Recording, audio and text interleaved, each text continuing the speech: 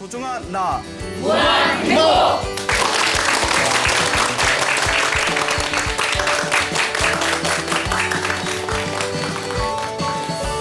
예, 만나서 반갑습니다.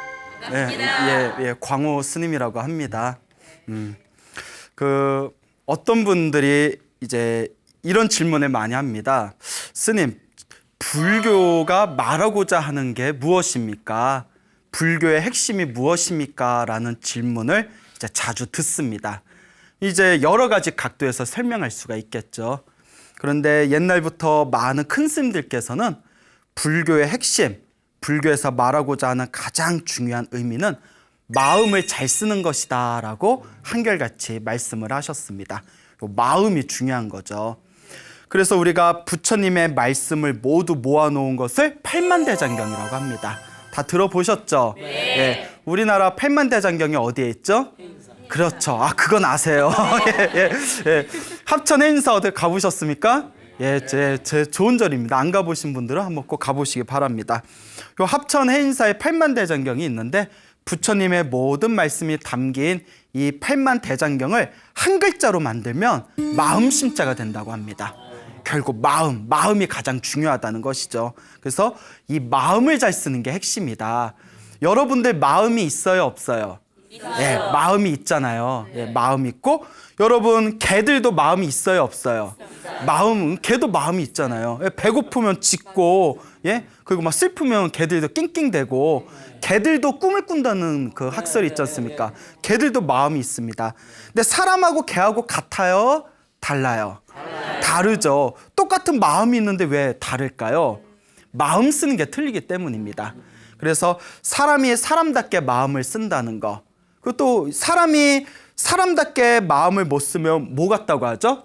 그렇죠. 이런 개 같은 놈 이러잖아요. 예, 별로 듣기 좋은 얘기는 아니에요. 개 같은 놈. 근데 개보다도 못하면 뭐라고 해요?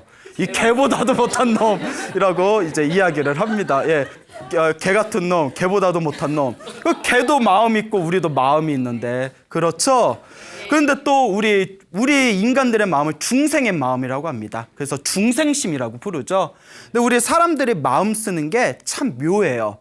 여러분들 달마대사 아시죠? 네. 그 수맥을 막아드립니다. 달마도 하면 나오는 달마대사. 근데 원래 달마대사가 위대한 깨달음을 성취하신 성자십니다.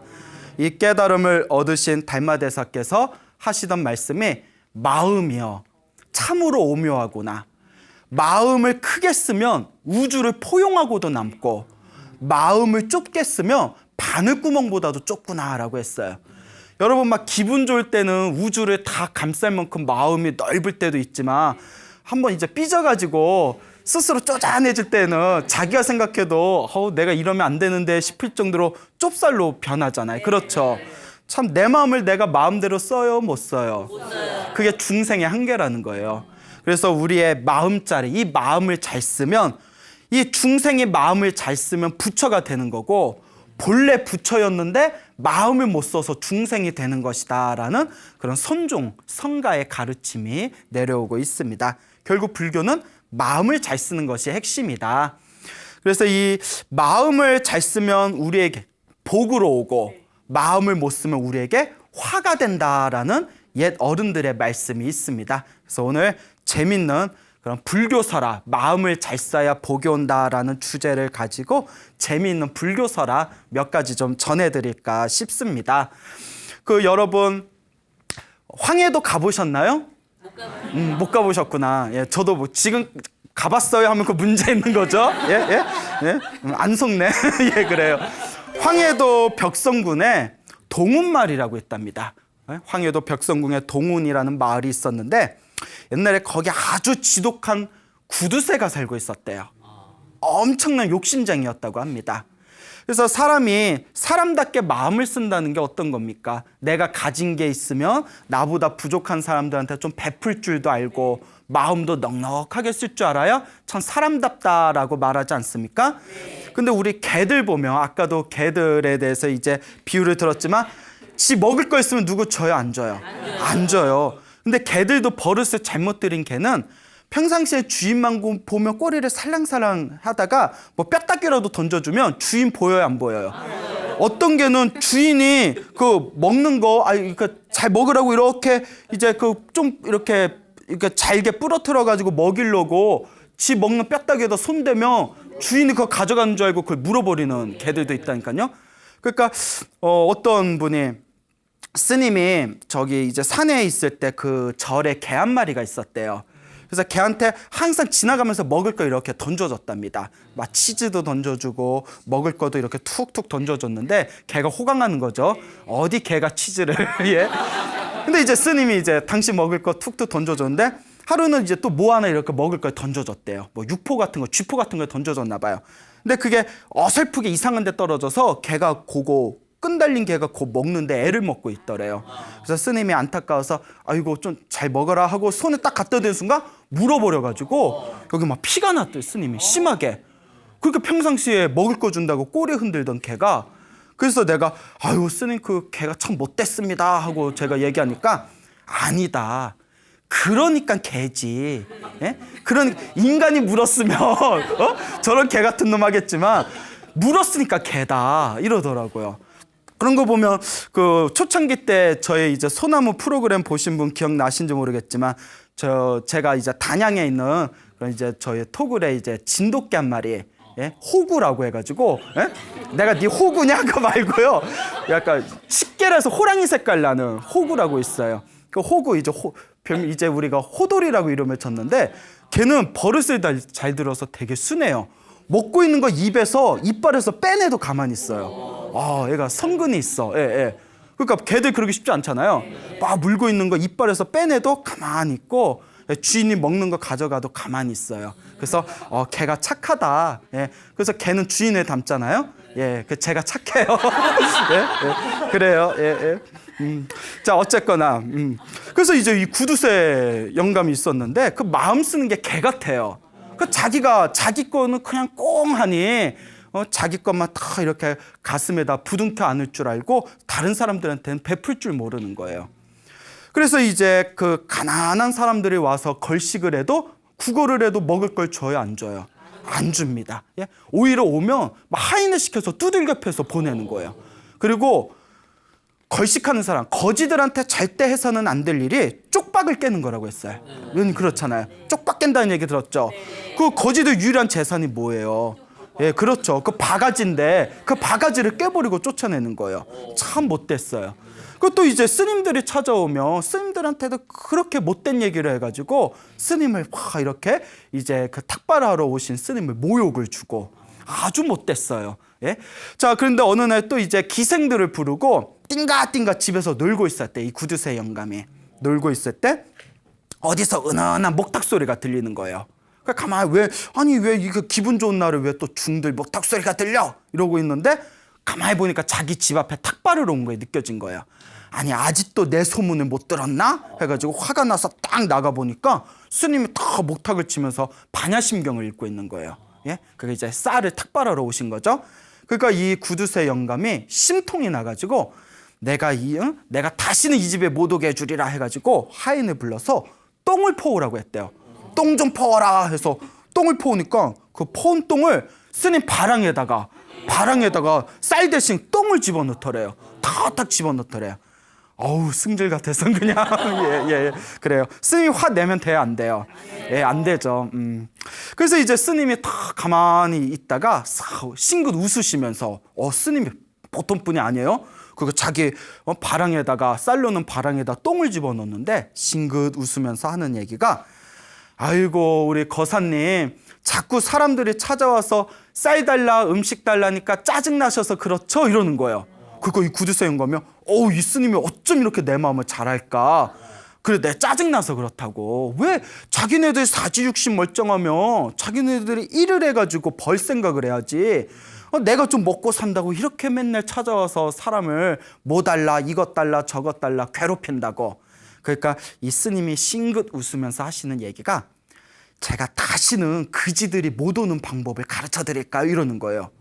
아이 스님 그런 방법이 있습니까? 방법이 있습니다. 다시는 거지들이 못 오는 방법이 있습니다. 그게 뭡니까? 하니까 저 뒷산에 올라가면 요 집 뒤에 뒷산에 요쪽 저쪽 이렇게 들어가 보면 바위가 하나 있는데 그 바위가 용머리를 닮은 바위가 있을 거라고. 용 아시죠? 용. 예? 용용 죽겠지 할 때. 예? 그 용이 있는데 용머리를 닮은 바위가 있는데 용머리를 닮은 바위에 그 머리 부분, 대가리 부분을 딱 쪼개 보시라고. 그러면 거지들이 찾아오는 거지들이 발길을 뚝 그치게 될 것입니다. 이러는 거예요. 아, 스님 그 말이 사실입니까? 아, 사실입니다. 스님은 거짓말을 하지 않습니다. 그러니까 그 뒤에 용머리를 닮은 바위를 발견하거든 그 대가리 부분, 목 부분을 똑 하고 끊어버리십시오. 다시는 거지들이 이 집을 찾아와서 우리 거사님을 괴롭힐 일이 없을 겁니다. 그 이제 하인을 불러서 그 스님이 가르쳐준 대로 요쪽 저쪽으로 들어가서 용머리를 닮은 바위를 한번 찾아보거라 이제 시킨 겁니다. 그 하인이 갔다 보니까 있어요. 정말 용머리를 딱 닮은 희한한 바위가 하나 있는 거.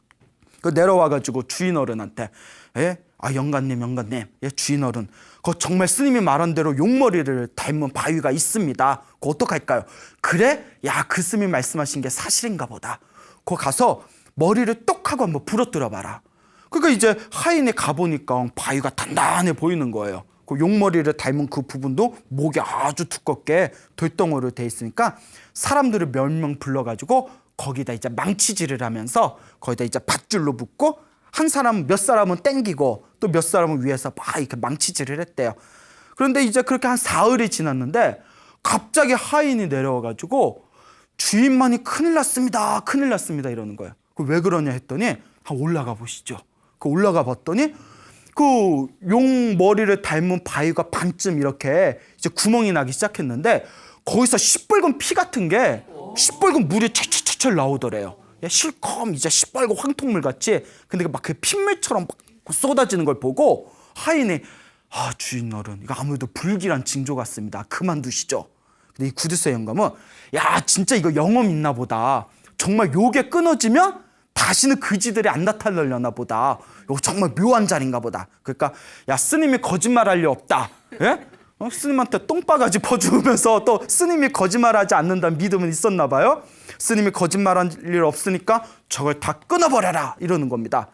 그래서 영차고 딱 끊어내는 순간 거기서 뭐 시뻘건 피 같은 뭐 황토물이 철철철철 흘러넘치더니 하늘에서 갑자기 먹구름이 끼고 번개 벼락이 꽝꽝 내리치면서 폭우가 내리더래요. 그러니까 하인들이 무서워서 다들 도망가는데 이 주인이 이제 어쩔 줄 몰라가지고 집으로 내려오는 길에 갑자기 벼락을 맞아서 죽어버렸답니다. 갑자기 벼락을 맞아서 죽어버리고 그리고 그 집에도 막 벼락이 몇 번 치더니 그 고래등 같은 그 부잣집의 집이 완전히 불타버려서 사라졌다. 그러니까 그 뒤로 거지들이 그 집에 가야 안 가요? 그러니까 스님이 거짓말 했어요, 안 했어요? 스님은 거짓말하지 않아요. 예? 집이 홀라당 타버리고 주인이 벼락 맞아서 죽어가지고 다시는 거지들도 그 집을 찾아가지를 않았다고 합니다. 그래서 그 전에 내려오는 전설에 의하면 그 주인이 건든 그 땅의 기운에 용맥을 건든 거래요. 용맥. 예, 그 집이 큰 부자가 될 수 있도록 그 이렇게 기운을 넣어주던 뒷산에 있는 용맥을 끊어버렸기 때문에 그 화를 당한 것이다라는 이야기가 전해지고 있습니다. 그러니까 그 동온 마을의 사람들이 이 광경을 다 보고 아이고 저렇게 평생 자기 욕심만 차리고 사람들한테 베풀 줄 모르고 스님들한테 온갖 모욕을 주니까 하늘 천신에 큰 벼락을 맞고 화를 당한 것이다. 인과응보가 분명히 있구나라는 것을 느끼고는 그 마을 사람들이 마을 이름을 바꿔버렸대요. 그래서 용의 머리다 해서 용두리로 바꿔버렸대요. 예? 용두리로 바꾸고 항상 그걸 자손들한테 얘기해주면서 그때 이런 일이 있었다. 하늘의 화가 이렇게 무섭다. 자업자득이다. 그러니 복을 많이 짓고 선행을 많이 지어야 된다 해서 마을 사람들이 그 구두쇠 영감의 최후를 교훈으로 삼아서 귀감으로 삼아서 선행을 열심히 해가지고 그 공덕이 있어서 그런지 그 용두리 마을에 큰 나라의 인재들이 많이 배출되었다고 합니다. 예, 이런 이야기가 우리 불교 설화에 전해지고 있습니다. 근데 이렇게 욕심 많은 그 부자 구두쇠가 그 스님이나 가난한 사람들을 업신여기다가 큰 화를 당했다라는 이야기가 전국의 여러 마을에 퍼져 있는 굉장히 보편화된 불교 설화 중에 하나입니다. 또 이와 비슷한 이야기가 하나 있는데요. 아까는 저 북한의 황해도에서 있었던 이야기를 말씀드렸죠. 요 경상남도 경남 함양에 내려가면 이와 또 흡사한 이야기가 그대로 전해지고 있습니다. 그 경남 함양에 고정마을이라고 있었대요. 고정마을. 이 고정마을에도 역시 누가 살고 있었다. 그렇죠. 구두쇠, 예? 욕심쟁이 이제 부자가 살고 있었대요. 그 어느 그 마을에 가도 그 구두쇠 영감 한 분씩은 있나 봅니다. 예? 그러니까 이 욕심쟁이 이제 할아버지가 살고 있었는데 그렇게 남한테 베풀 줄을 몰랐답니다. 남한테 아무것도 베풀 줄을 모르는 분인데 더 심각한 거는 당신도 베풀 줄을 모르는데 가족들에게도 남에게 베푸는 법을 가르치질 않았대요. 그러니까 그 가족들이 다들 못됐어요. 예? 다들 못됐어. 끼리끼리 만난다고. 예? 참 예? 첩첩의 상중이라고. 그러니까 가족들이 다 못됐는데 그중에서 유일하게 천사 같은 여인네가 하나 있었어요. 그 집 며느리가 그 바깥에서 들어온 그 집 며느리는 불심도 깊고 굉장히 착해가지고 그 뭐 시댁에서는 가난한 사람이 오면 막 내쫓고 스님들이 오면 나몰라라 하고 막 모욕을 줘서 내쫓았는데 이 며느리는 몰래 거린들이 오면 거지들이 오면 떡 한 덩어리라도 쥐어주고 스님들이 오면 몰래 이렇게 쌀도 한 바가지씩 부어주고 그랬답니다. 근데 하루는 또 이제 어느 스님께서 이렇게 탁발을 나오셨대요. 탁발을 나오셔서 이제 목탁을 치면서 이제 쌀을 얻고자 했을 때 또 이 주인 어른께서 또 화가 나가지고 그 스님한테 막 모욕을 줬답니다.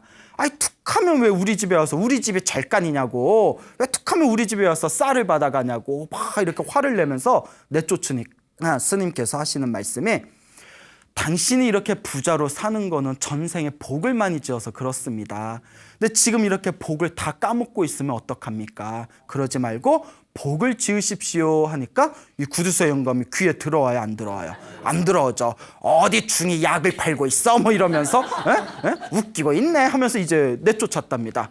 그러니까 이 며느리가 너무 가슴이 아픈 거예요. 너무나 불심이 깊으니까. 그러니까 며느리가 몰래 이제 쌀 한 바가지를 준비한 뒤에 이제 이렇게 이제 내려가는 스님을 가서 싹 붙들고는 스님 요거 받으시고 너무 마음 상처받지 마세요. 제가 대신 사과드립니다. 저희 집안이 조금 모집니다. 미안합니다 하고 사과를 하니까 이제 스님이 딱 보더니 안악내는 그래도 참으로 마음이 고꾸려 하면서 하시는 말씀이 이 집안은 이미 복을 다 까먹어서 올해 안에 큰 화를 당하게 될 것입니다.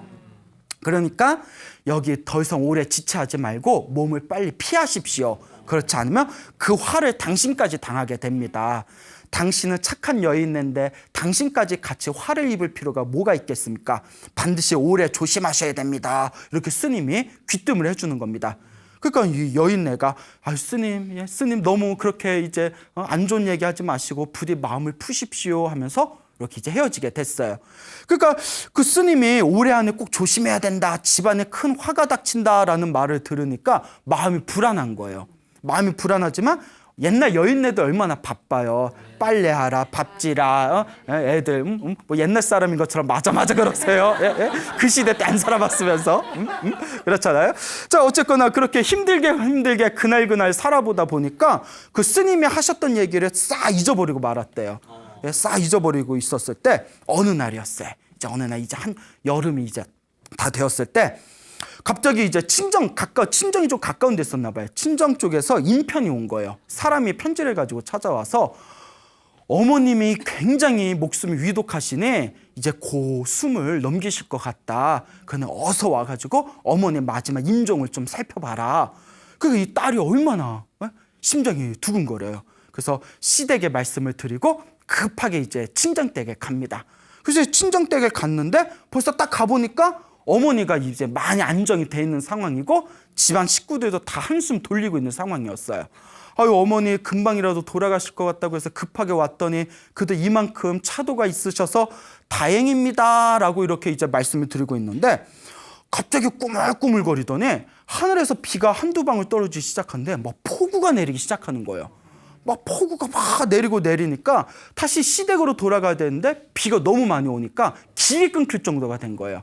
그러니까 이제 친정 식구들이 아무래도 비가 심상치가 않다. 지금 비 맞으면서 갔다가 너 큰 화를 당하겠다. 그런데 비가 좀 그친 뒤에 가라. 그러니까 이제 요 며느리, 딸도 그래 그럼 비 좀 그친 뒤에 가야겠네요. 비가 너무 심하게 오네요. 하고 이렇게 기다리고 있는데 그 시간대에 시댁의 그 옆에 큰 개울이 있었는데 비가 계속 내리다가 그 개울이 넘쳐가지고 시댁을 완전히 물이 들이닥쳐서 다 쓸어버리고 사람들이 다들 죽어버리고 말았답니다. 그 나중에 비가 그친 뒤에 친정에서 시댁으로 돌아와 보니까 집안이 쫄딱 망하고 사람들이 다들 이제 죽고 다들 쓰러져 있는 걸 보고는 요 며느리가 그 자리에서 풀썩 주저앉았는데 그때 귓가를 스치던 그 스님의 목소리가 떠오른 거예요. 이 집안에 이미 복을 다 까먹어서 올해 안에 큰 화가 닥칠 것 같으니 올해 조심하십시오라는 얘기가 번쩍하고 이제 생각이 난 겁니다. 그때 이 며느리가 어떻게 했어요? 어쨌거나 비록 뭐 성격이 좋지는 못했다 하더라도 자기가 의지하던 시부모였고 남편이었고 그 시댁 사람이었는데 모조리 이렇게 수장당해서 죽고 마니까 아무리 우리 시댁 사람들이 인성이 좀 부족하기로서니 이렇게까지 큰 처벌을 재앙을 받아야 된단 말입니까 하고 그렇게 이제 눈물 지으면서 슬퍼했답니다. 그리고 옛날 이제 여인네들은 그런 어떤 한번 출간 집안은 그 집 귀신이다 이런 게 있잖아요. 그래서 나 혼자만 내가 이 집 귀신인데 나 혼자만 산 것도 참 죄스러운 일이다 하고는 그 자리에서 이제 절에 들어가서 머리를 깎고 비구니가 됐답니다. 비구니가 돼서 먼저 죽은 시댁을 위해서 열심히 이제 불공을 올리면서 명복을 빌었다라는 그런 불교 설화가 내려오고 있습니다.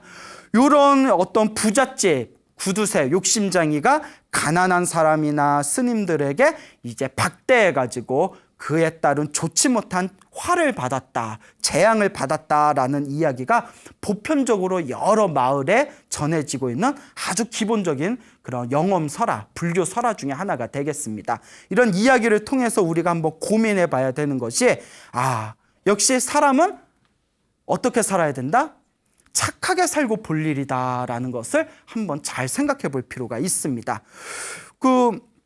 어느 경찰분이 한 분 계시는데요. 이 경찰분께서 하시는 말씀이 어느 큰 스님한테 이런 얘기를 하셨답니다. 스님, 제가 평생 동안 경찰로 살면서 제가 종교는 없지만 인과응보는 믿습니다 이러더래요. 인과응보는 믿습니다. 그래, 인과응보는 왜 믿습니까? 이러니까 이 경찰이 하는 얘기가 자기가 담당하던 부서가 자기가 도굴꾼 잡는 쪽에 좀 있었대요. 도굴꾼 잡는 쪽에 있었는데 도굴꾼들 아시죠? 그런 뭐 문화재, 뭐 절에 있는 문화재, 불상이라든가 탱화 같은 거 떼가거나 남의 무덤자리 같은 거 파헤쳐서 뭐 거기서 귀한 물건 같은 거 빼돌리는 사람들을 이렇게 잡으러 다니면서 그렇게 10년, 20년, 30년 후에 이렇게 보면 그 사람들이 다들 말년이 안 좋더래요.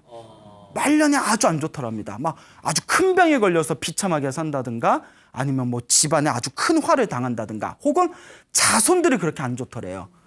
그 도굴꾼들 자식들이 그렇게 안 풀린다든가 그런 걸 자기가 30년 넘게 경찰 생활을 하면서 정년퇴임을 하면서 자기가 삶을 이렇게 뒤돌아보니까 당장은 못 느끼지만 요 인과응보라는 게 분명히 있구나. 그래서 자기가 특별히 불교를 믿는다거나 종교가 있지는 않지만 이 인과응보는 자기가 100% 믿습니다라는 그런 이야기를 어느 큰 스님께 하셨다고 합니다. 그런 이야기를 들어보면 정말 내가 지은 업이라는 것은 당장 내가 받는 것 같지는 않더라도 이번 생이 아니면 다음 생이라도 지금 내가 아니면 내 자손들이라도 받을 수밖에 없는 어떤 보이지 않는 우주의 법칙이 있지 않겠냐 이런 생각이 듭니다. 그래서 또 이와 비슷한 자기가 좋지 못한 악업을 지어서 큰 화를 당하게 된 이야기가 있는데요. 저 호남 지방에 두 형제가 있었다고 합니다. 옛날에 두 명의 형제가 있었는데 아버님이 굉장한 부자였대요. 그래서 자식들에게 이제 두 명의 형제가 있었는데 두 형제에게 똑같이 이제 재산을 반으로 나눠가지고 형에게 반을 주고 동생에게 반을 줬답니다. 근데 형은 도박을 좋아하고 술을 좋아하고 여자를 좋아했대요. 그래서 몇 년 안 가서 그 재산을 다 어떻게 했을까요? 다 탕진해버립니다. 근데 동생은 굉장히 착실하고 검소하고 아주 반듯한 젊은이였다고 합니다. 그러니까 재산이 점점 늘어났대요. 근데 이제 형이 이제 다 죽게 생긴 거예요. 돈을 다 날려가지고 어떻게 해야 되나 어떻게 해야 되나 그러다가 꾀를 낸 게 그래 내가 동생한테 미안한 얘기지만 동생한테 내가 사기를 쳐서 돈을 좀 빼돌려야겠다. 예? 근데 이제 사기꾼의 특징이 뭐냐면 내 돈도 내 돈이고 네 돈도 내 돈이고 예? 동생 돈이나 나나 같은 피인데 네 돈이나 내 돈이나 네 거나 내 거나 이런 마음이 있는 게 또 사기꾼 아닙니까? 그래서 이제 어떻게 해야 동생을 사기칠까 곰곰이 생각을 해보니까 동생의 효심이 지극한 거예요. 효자예요, 효자. 그래, 동생의 효심을 노려서 내가 사기를 치자. 그래서 어떤 방법을 꾸미냐면 참 입에 담기도 참 어려운 얘기인데 몰래 자기 아버지, 예? 동생의 아버지면 누구의 아버지예요? 자기 아버지잖아요. 예? 자기 그래 동생의 아버지를 이용하자 이러는 거예요. 예? 그 자기 아버지인데 가가지고 아버지 산소를 파헤치는 거예요. 파헤쳐서 뭔 얘기 나올 줄 알고 벌써 이러세요? 예? 예? 무덤을 꺼내요. 무덤을 다 파헤쳐서 관을 연 뒤에 아버지 시체 이제 뼈다귀만 남았을 거 아니요? 목을 잘라서 해골 두골이라고 하죠. 두골을 들고 몰래 도망을 간 거예요. 누구 아버지? 자기 아버지. 근데 자기는 누구 아버지? 동생 아버지. 예? 그래요. 사람이 미치면 그렇게 되는 거예요. 그러니까 자기 아버지 해골 바가지를 다 해골 두골을 딱 들고 몰래 이제 집에 가가지고 편지를 씁니다. 나는 아주 잔인무도한 산적이다. 너네 아버지 무덤가에 내가 해골 두골을 내가 몰래 탈취했으니 이걸 얻고 싶거든 천냥을 가져와라. 몇 월 며칠 몇 시에 어디서 내가 너네 아버지 내가 요 두골을 줄 테니 천냥을 가져와라. 대신 관가에 고발하면 내가 내 부하들을 시켜서 너의 집안을 다 몰살시키겠다. 그리고 이제 편지를 다 써가지고 이제 동생한테 몰래 이렇게 보냈어요. 동생이 보고 손이 부들부들 떨리는 거예요. 그래서 혹시나 하고 아버지 무덤가에 갔더니 목이 잘려 있는 거예요. 에구머니나. 그러니까 동생 딴에는 누구를 제일 먼저 찾아가겠어요? 그렇죠. 형을 찾아가죠. 형님 어쩌면 좋단 말입니까? 우리 아버지 목이 하니까 형이 이제 사기를 잘 치려면 얼굴이 뻔뻔해야 되죠. 형도 야 믿을 수가 없다. 무덤가에 같이 가보자 해서 무덤에서 본더니 형도 막 대성통곡을 하는 거예요. 아이고 이걸 어쩌나 조상님 뵐 면목이 없네. 이걸 어쩌나 이러는 거예요. 그래서 사기꾼은 얼굴이 뻔뻔하고 봐야 돼요. 그러니까 뭐 어쩔 줄 몰라고 있을 때 형님 어떡합니까? 관가에 고발을 해야 됩니까? 아니다. 저 관가에 고발했다가 정말 보복이라도 당하면 어떡하겠냐. 너 어떻게 천냥 정도 어떻게 융통할 수 없냐? 이것저것 끌어모으면 천냥은 되겠죠. 그러면 그 천냥을 차라리 돈 주고 그 아버님의 해골을 그 머리를 우리가 무사히 이렇게 두골을 받는 게 낫지 않겠냐. 차라리 천냥 줘버리자 이러는 거예요. 형님 옆에서 그렇게 꼬드기니까 차라리 천냥 주고 우리 소중한 아버님 그 머리를 받아야 되지 않겠습니까? 이렇게 이제 형하고 약조를 합니다. 일이 잘 풀리죠? 그때 누군가 안 됩니다 이러는 거예요.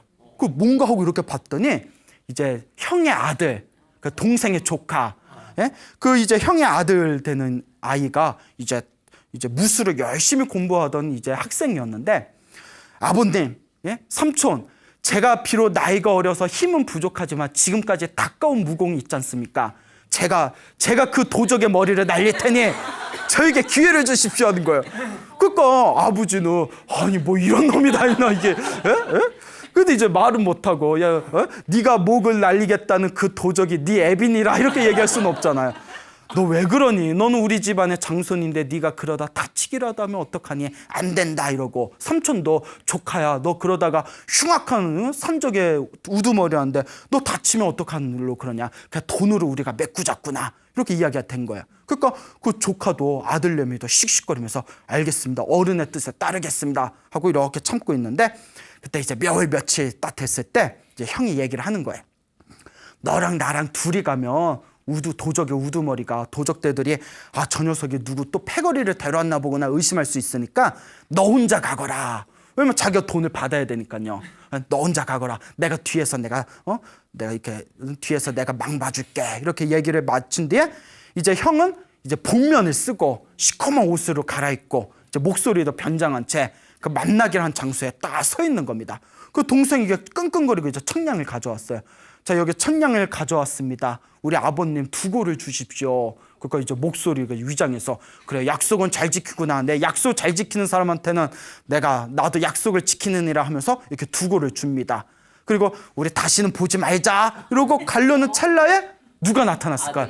아들이 나타났어. 아들, 네 이놈 이러면서 네가 어찌 사람으로 해서는 안 될 짓을 하면서 살아남길 바란단 말이냐고 아들이 칼을 싹 하고 베어버렸는데 모가지가 뚝 떨어져 버렸어요. 아, 어떡해. 막장도 이런 막장이 없어. 예? 진짜 막장이죠. 아버님, 삼촌, 제가 도적의 우두머리에 대해 목을 bes습니다. 그리고 이제 그 동생이 와가지고 내가 집안에 있으라 근데 어쩌다 이렇게 큰일을 저질렀냐 하면서 딱 이렇게 두건을 얼굴이나 어떻게 생겼나 보자고 두건을 딱 열어봤더니 누구였어요? 형이고 그 아들의 아버지인 거예요. 아들은 또 무슨 죄야? 아들은 또 평생 어떻게 살겠어요? 그래서 이와 같은 얘기가 호남에서 전해 내려오는 욕심 많은 형의 최후라는 이야기가 있습니다. 그래서 그렇게 인간으로서 해서는 안 될 짓을 저지른 악인은 자기만 잘못되는 게 아니라 누구까지 화가 미친다. 자식에까지 화가 미친다라는 이야기가 전해지고 있습니다. 이런 이야기 들어보면 참 정말 마음이 순수하고 인과응보를 믿는 사람들이라면 참 죄짓고 살겠어요? 못 살겠어요? 못 살죠. 근데 이런 얘기 듣고 아이고 저 쌤 또 약파네 뭐 이러면서 그래 그렇게 니들은 착하게 살아라. 나는 사기치고 살겠다. 이런 사람들 또 있어요? 없어요? 있죠. 이게 바로 우리 중생들의 한계예요. 하지만 우리 부처님의 가르침을 믿고 인과응보를 믿는 사람은 내가 지은 업은 반드시 내가 받고 내 자손에까지 영향을 미칠 수 있다라는 것을 항상 가슴속에 깊이 새겨놔야 되겠습니다. 또 이제 좋은 업을 져서 복을 져가지고 자기의 운명을 바르게 잘 바꾼 이야기도 또 우리 불교설화에 많이 전해지고 있습니다. 여러분 그 경산 저기 이제 대구 옆에 경산이라고 아시죠? 네. 경산에 최씨의 성을 가진 큰 부자가 있었다고 합니다. 그래서 경산에 최부잣집 하면 모르는 사람이 없을 정도로 굉장히 큰 부자였다고 하는데 그 최부잣집에 그 머슴이 하나 새로 들어왔답니다. 머슴이 하나 새로 들어왔는데 그렇게 일을 기가 막히게 잘하더래요. 어찌나 부지런하고 일을 기가 막히게 잘하는지 이 최부잣집 주인 마음에 너무나 쏙 드는 거예요. 그래서 굉장히 그 머슴을 많이 아꼈는데 하루는 거기서 멀지 않은 곳에 이제 파괴사라는 절이 있습니다. 파괴사 가보셨나요? 굉장히 좋은 절인데 안 가본 데가 많아. 파괴사라고 또 이제 굉장히 유명한 절이 있어요. 그 파괴사에 이제 아주 도력이 높으신 스님이 그 경산의 최부잣집에 이제 자주 오셨답니다. 왜냐면 그 최부자가 그 파괴사와 그 주변에 있는 절에다가 쌀이라든가 공양을 많이 올렸기 때문에 스님들이 자주 찾아와서 신세도 지고 차도 한 잔 마시는 그런 사이였나 봅니다. 도력이 높으신 이제 스님께서 다 최부잣집에 왔는데 하루는 이제 최부자하고 이제 정자에서 이렇게 차를 한 잔 마시면서 이렇게 차담을 나누고 있었을 때 그 부지런한 새로운 머슴이 그 옆에서 왔다 갔다 하면서 일을 하고 있더래요. 그래서 그 스님이 이렇게 딱 보더니 깜짝 놀란 거예요. 너무나 관상이 안 좋아가지고 그 몸에서 뿜어져 나오는 기운이 아주 흉악하더래요. 아주 흉악한 기운이 뿜어져 나와서 아이고 저런 사람을 머슴으로 삼고 있다가는 이 집안에 큰 화가 되겠다 싶더래요. 그거 딱 보면 아나 봐. 예? 그거 딱 보고 사람은 인상으로 판단하면 돼요, 안 돼요? 근데 대충 맞더라고. 안 되는데 그거 중요해요. 여러분 그런 거 경험해 본 적 없어요? 예, 사람을 얼굴로 판단하면 안 되는데 대충 잘 맞아요. 예? 오죽하면 서양의 심리학자들도 첫인상이 굉장히 중요하답니다. 첫인상에 느꼈던 그 감정이 나중에 평생 간다라는 그런 심리학자의 학설도 있거든요. 그게 이제 도력 높으신 큰 스님이 딱 기운을 보더니 저런 흉악한 기운을 보았나 싶어서 최부자한테 걱정이 돼서 저기 새로운 머슴 사람이 어떻습니까? 너무나 부지런하고 너무나 착해가지고 마음에 쏙 듭니다 이러는 거예요. 그러면서 스님 왜 그러십니까? 이러니까 제가 남의 그 얼굴과 인상을 보고 그 불법을 닦는 승려가 이러쿵 저러쿵 얘기하기는 뭐하지만 너무나 얼굴에 기운이 안 좋습니다. 얼굴에 아주 사특한 악한 기운이 있는데 저런 사람을 오래 두고 있으면 반드시 주인에게 해가 끼칠까 봐 염려가 됩니다. 그러니 그냥 빨리 집으로 돌려보내십시오 이러는 거예요. 그러니까 우리 최 부자는 간만에 부지런하고 힘 잘 쓰는 머슴이 와서 너무 마음에 들었는데 스님이 그러니까. 근데 괜히 스님이 그런 말 하면 괜히 땡겨요, 안 땡겨요? 뒤통수 땡겨요. 예. 뒤통수가 땡기죠. 왜 그런 말을 했을까? 왜 그런 말을 했을까? 이런 거 안 땡기세요? 예? 땡기죠. 예를 들어 광우 스님이 괜히 지나가다 여러분 딱 얼굴 보고 혹시 집안에 우환이 있으신가요? 이러면 아니, 없는데요 하면서도 그날 괜히 그 말이 땡길까요, 안 땡길까요? 땡겨요. 그런 거 너무 땡기는 사람이 나중에 사이비한테 걸리는 거예요. 예. 그렇죠. 그 말 한마디에 마음 약하게 막 휘둘리면. 어쨌거나 우리 경주 최부자도 워낙 도력 높으신 큰 스님이 그런 말씀을 하다 보니까, 점잖으신 스님이 그런 말씀을 하다 보니까 마음이 막 흔들리는 거예요. 안 되겠다 싶어가지고 그러면 스님 말씀대로 하겠습니다. 언제 스님께서 한 번이라도 오랫동안 우리가 이렇게 교우하면서 한 번이라도 그런 헛된 얘기 하신 적이 있었겠습니까? 제가 잘 그렇게 처리하겠습니다 하고는 나중에 이제 머슴을 살짝 부릅니다. 머슴한테 이렇게 노잣돈 좀 주면서 자네가 일을 너무 열심히 해줘가지고 고마운데 자네하고 좀 인연이 아닌 것 같네. 그만 이제 집으로 돌아가시게나 이러는 거예요. 그 머슴이 간만에 이제 좋은 주인, 성격 좋은 주인 만나가지고 너무 좋았는데 또 집으로 가라니까 눈물이 뚝뚝 흘리면서 저는 주인님 밑에서 이렇게 머슴 사니까 너무 좋다고 집으로 돌려보내시지 말고 여기서 일 좀 계속하게 해달라고. 근데 어떻게 해요? 이 최부자도 이제 스님한테 들은 얘기가 있으니까 마음이 편안하지 않는 거예요. 그러지 말고 우리가 인연이 아닌 것 같으니까 나중에 다시 보자 이렇게 돌려보냈어요. 이제 씩씩거리면서 이제 나왔는데 이제 집으로 돌아가려면 강을 건너야 되는데 그 강에 있는 다리가 하필이면 그날 큰 비가 내려가지고 폭우가 내려서 다리가 떠내려간 거예요. 그러니까 집에 가려니까 다리가 떠내려가고 없으니까 나는 뭐가 이렇게 박복해서 간만에 좋은 주인 만났는데 주인이 집에 돌아가라 하지, 집에 가려고 다 나서 보니까 다리는 끊겨 있지, 일로 갈 수도 없고 절로 갈 수도 없고 나는 왜 이리 박복하냐 하고 갑자기 그냥 눈물을 펑펑 쏟아버리는 거예요. 그런데 여러분, 우리가 살다 보면 그런 거 느낀 적 있어요? 안 좋은 일이 한 번에 확 닥칠 때가 있어요. 그래요? 그래요? 리액션이 너무 훅 들어오셔서 그러니까 안 좋은 일이 한 번에 훅 닥칠 때가 있거든요. 그것도 내가 얼마나 전생에 내가 박복하게 살았으면 내가 지금 이번 생에 이렇게 힘든 일을 자꾸 겪을까 한번 냉정하게 생각하고 스스로 내가 전생에 지어놓은 복이 없어서 이렇게 내 삶이 힘든 거니 이번 생에 내가 복을 좀 잘 지어야 되겠구나라는 그런 마음을 일으키셔야 됩니다. 알겠죠? 네. 자, 그래서 펑펑 이제 울고 있을 때 저기서 뭐 시커먼 게 떴다 가라앉았다 하면서 겨울가에서 막 이렇게 뭐가 내려가고 있는 거예요. 뭐 시커먼 게 뭔가 이렇게 봤더니 겨울가에 떠내려가는 게 나무통인데 나무통에 개미들이 득실득실 이렇게 붙어 있는 거예요. 몽고하니 위에 산에 폭우가 내려서 땅이 이렇게 무너져 내리니까 거기 개미굴들이 있었나 봐요. 물에 빠진 개미굴들이 어떻게든 살겠다고 그 나무나 집단 위에 떠내려가는 집단 위에 이제 올라가가지고 개울가에 물에 쫙 내려가고 있는 거예요. 보니까 저것들이 나중에 큰 강으로 나가면 빠져서 다 죽게 생겼거든요. 아유, 니나 내나 참 불쌍하긴 똑같구나. 아유 하면서 미물이지만 차마 그냥 보내기 뭐하다 해가지고 자기가 그냥 이렇게 옷을 벗고는 그 개울가, 위험한 개울가에 탁 들어가서 허리까지 차는 개울가에 들어가서 그 개미가 잔뜩 붙어있는 나무통을 들어다가 안전하게 땅 위에다 올려줬대요. 그게 마음을 또 써요? 그런데 그거 올려주고 나니까 또 계속 내려오는 거예요. 그러니까 또 하나만 살려주다 보니까 또 아쉬워요, 안 아쉬워요? 그래, 이왕 집에 가기도 글렀고 옷도 버린 김에 저것들이나 살려주자고 몇 시간 동안 힘들게 오들오들 떨어가면서 겨울가에서 그 계속 내려오는 수십 개의 나무통, 개미들이 붙어있는 집단과 나무통을 다 들어다가 그 땅바닥에 내려놓고 그 수만 마리의 개미들을 살려줬답니다.